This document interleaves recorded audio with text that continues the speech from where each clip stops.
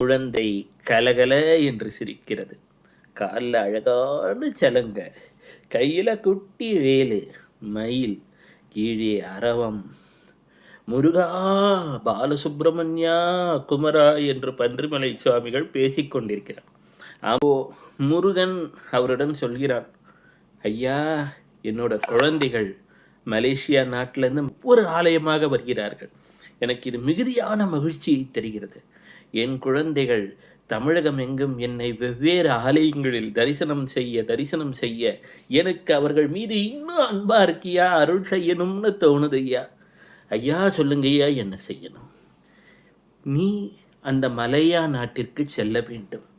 அங்கே என்னுடைய ஒவ்வொரு பக்தையையும் பார்த்து நல்வார்த்தை சொல்ல வேண்டும் என்கிறார். ஐயா, பாக்கியம் ஐயா. உடனே பன்றிமலை சுவாமிகள் மலையா பயணத்துக்கு ஒத்துக்கிறாங்க. ஏன்னா அவர் ஃபுல்லாக தவத்தில் தியானத்தில் இருக்கக்கூடியவங்க. எனினும் முருகனே சொன்னதுனால ஒவ்வொரு ஆலயமாக பினாங்கிலிருந்து மலாக்கா வரை ஒவ்வொரு ஆலயமாக சென்று அங்கே முருகனை தரிசித்து மனதார வழிபட்டு பலருக்கும் நல்வாழ்த்தும் நல்லாசியும் வழங்குகிறார்.